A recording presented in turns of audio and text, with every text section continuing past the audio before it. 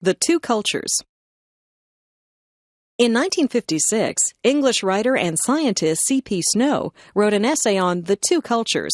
By this, he meant that in the West, there's a scientific culture and a literary culture. Scientists do not talk very much to literary men, and vice versa. Neither group seems to know or want to know very much about the other. Snow argues that the scientific people and the literary people are moving further and further apart. Few scientists or engineers read literature. Very few writers or intellectuals know or care anything about science. This, Snow thinks, is a major problem in the world today. Literary culture seems to be anti-science and anti-technology. This affects Western reluctance to train more scientists and engineers. The standard of living in the West and throughout the world depends on having scientists and engineers. Nonetheless, relatively little effort is given to encouraging and developing these areas of education. Westerners who are part of the literary culture do not encourage or understand the scientific revolution. As a result, they are insensitive to the desire of third world peoples to improve their lives through technology. Snow talks about how the standard of living in England has improved since 1800. Snow's grandfather did not go far in school, but he did learn to read and write. Living in 1900, he realized that he was better off than his grandfather, who lived in the early 1800s. Snow's great-great-grandfather was a farm laborer who didn't know how to read or write.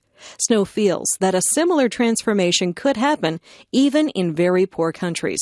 It could happen in a short time if the West supplied capital and engineers.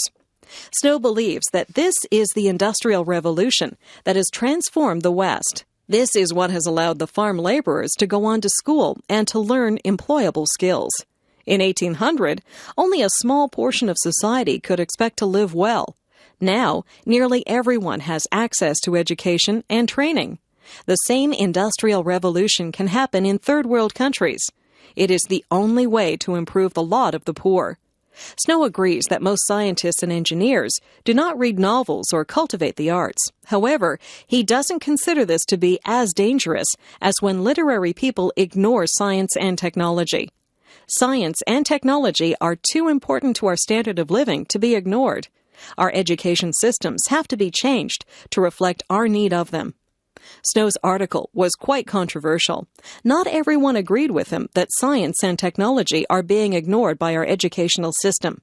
But Snow certainly has a point when he says that scientific people and literary people view the world differently.